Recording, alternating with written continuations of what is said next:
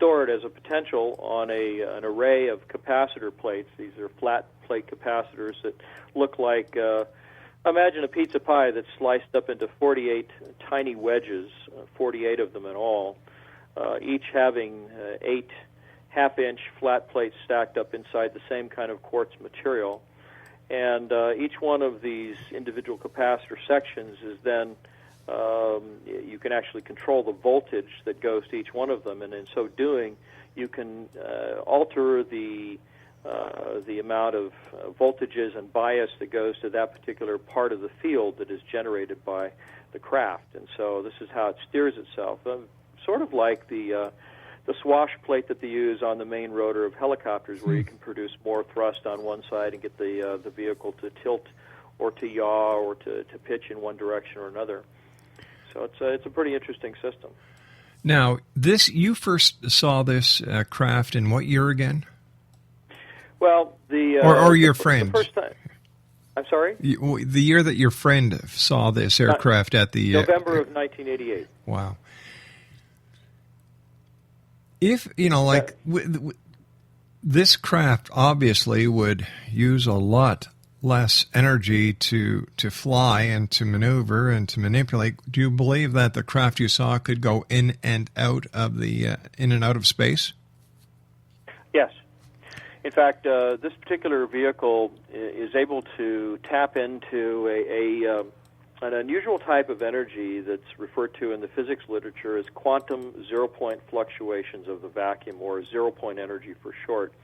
It's really the kind of energy that you find down at the atomic level. It's the very energy that keeps all the subatomic particles in the atom, the structure of the atom, constantly moving. This is why they say matter can never be created or destroyed. You can split the atom and release all the energy, but as it turns out, this is the reason why the electrons spinning around the nucleus of the atom never slow down, is because they are constantly absorbing this energy out of the environment from the fabric of space-time. And so when Einstein said that you could never travel faster than the speed of light, what he was really saying was, as you accelerate through space-time, the atomic structure of your vehicle is absorbing this energy as you go faster and faster. You begin your acceleration. And the spinning of these particles increases so much that it actually enhances, it magnifies the effect of mass. And so eventually it becomes impossible to continue your acceleration, because the mass of your vehicle becomes so great that you simply cannot carry enough propulsive fuel on board to continue accelerating.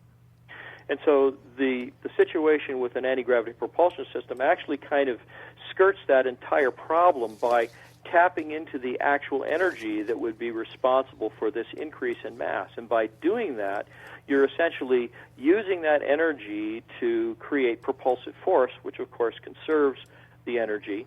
And at the same time, it allows you to access a greater and greater source of power as you begin to accelerate, while taking away the very source of energy that would increase the mass. So as you go faster, your mass drops off significantly, but the amount of energy available to continue accelerating increases exponentially. And so this is how you can literally break the light barrier, is by using this form of energy. How accessible is the energy to start the flight of this craft? Well, as it turns out, this particular propulsion system actually begins with a couple of very large 24-volt deep draw marine batteries. And it begins setting off the early charging and discharging of the Tesla coil mechanism, which then begins the circulation of a kind of mercury solution that's in the central column of the vehicle. You can see this in the cutaway illustration. And as that process begins, there is a high-energy event that occurs once the capacitor sections are fully charged to thousands of volts. That discharge is then ducted through the mercury solution and creates a high-energy event that's very similar to an electromagnetic pulse. And all that energy is then fed back into the capacitor section, charging it higher and higher to greater and greater voltages with each subsequent cycle. And as this in tremendous amount of electrical potential is stored on the capacitor, it actually begins to warp space-time, creating kind of a polarization effect in space-time itself. Now, there was a paper written in 1994 by Miguel Alcubierre. It was from over in the UK, and he was saying that if you were able to accomplish something like this polarization process, that one of the things that you would be able to do is create what is called a dynamically engineered local space-time. And essentially what you're doing is you're accelerating this little ball of space-time and everything that's in it, and because space-time itself has no mass, you can actually cause a kind of vector that occurs in space-time and perform a uniform acceleration of everything that's within this space-time bubble, as though a chunk of space-time were moving and carrying your spacecraft along with it. And so this is one of the things that opens the door to things like, warp drive. In fact, that was one of the phrases that was used in the title of the paper. So if this craft is real, if this craft can traverse within inner and outer space, why do we have to spend all the money that we're spending on rockets for and manned space flight to Mars and beyond? Well, I think it's a big public affairs program. It's the one thing that sort of keeps all the other stuff hidden behind the curtain in the back room, while at the same time giving them a front by which they can employ lots of very smart people to continue the research that is ongoing in this area of endeavor. But why the need for secrecy? Well, there's a couple of reasons, and one of the things that I found in my research suggests that when you get up into the millions of volts, as are employed in the system, that you actually begin to get emissions of a very harmful kind, especially at high levels. You can get what are called X-ray photons, which are produced by the high level of ionization that occurs in the air around the craft. X-ray photons, of course, over time, the exposure is lethal. The other aspect of this propulsion system at high energy levels is the possibility of neutron emissions, which are also lethal.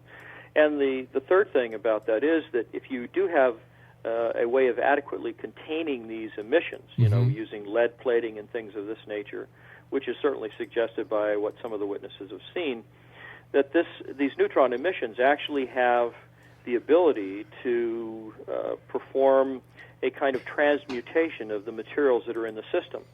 And of course, one of the materials that are used in the mercury solution is alleged to be a mineral, an element called thorium. And it turns out that thorium is right next to gold on the periodic table. So I imagine that with a sufficient amount of transmutation, you could actually make a change to the structure, the atomic structure of thorium, and actually manufacture a kind of gold, which of course would have a very, very big impact on the currency of the world, or the various currencies of the world. Is there any connection between the propulsion system of this craft and the experimentation in the Philadelphia experiment? Well, in both cases, there's a lot of evidence that Nikola Tesla himself was directly involved. There's been some allegations that the Philadelphia experiment was, more conspiracy theorist mythology. The USS Philadelphia was a real ship. It did exist, and for a while it was actually decommissioned and then sold to, I think it was Greece. So we know that the ship actually existed.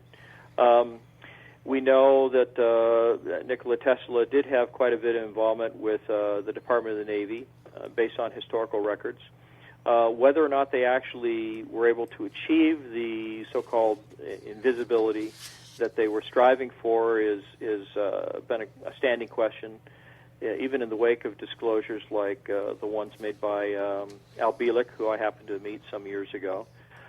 Seemed to be an individual of very high veracity, very believable, very sincere in what he was saying.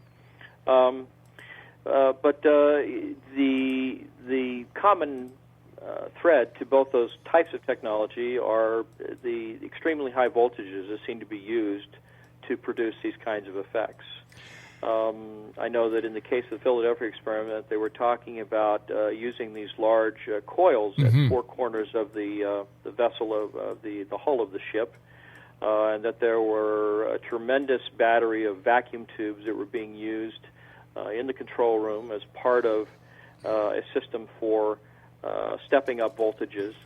So it's entirely possible that something like this may occur. Now, as far as invisibility is concerned, you can find videos right on the internet now of a lot of evidence that these kinds of technologies exist.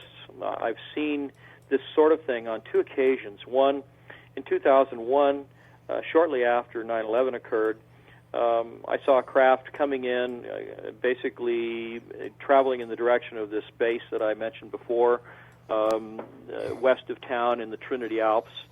And as this thing was coming down, it was moving at a tremendous velocity. It was a large cylindrical-shaped craft, brilliantly luminous. This was just after the sun had gone down.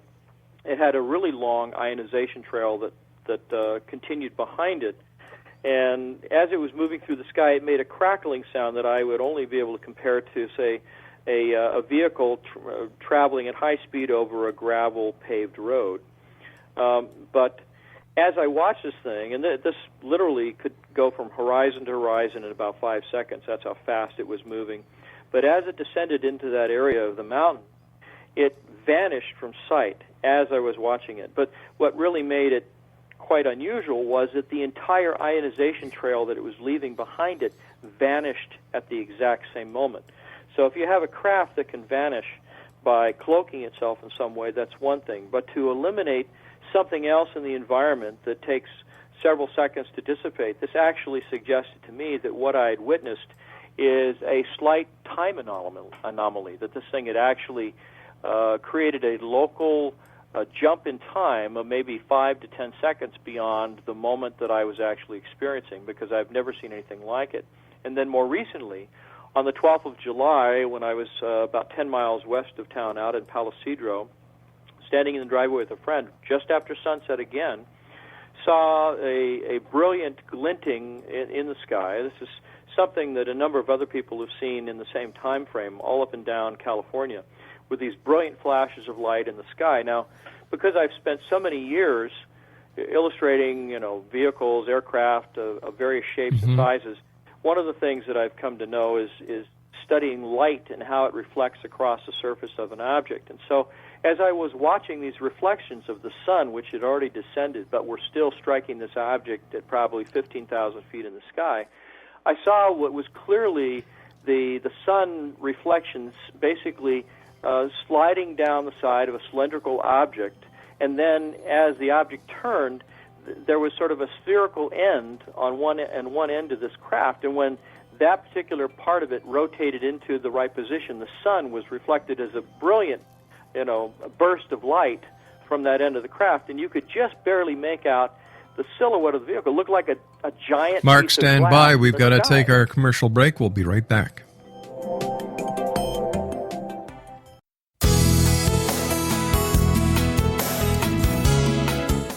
With each new extreme weather event or terrorist act, it becomes increasingly obvious that we live in uncertain and challenging times. We all buy car insurance. Why not collapse and catastrophe insurance? Matthew Stein, an MIT-trained engineer and green builder, has written 2 outstanding books to help people prepare, plan for, and deal with everything from minor situations lasting a few days to full-on collapse.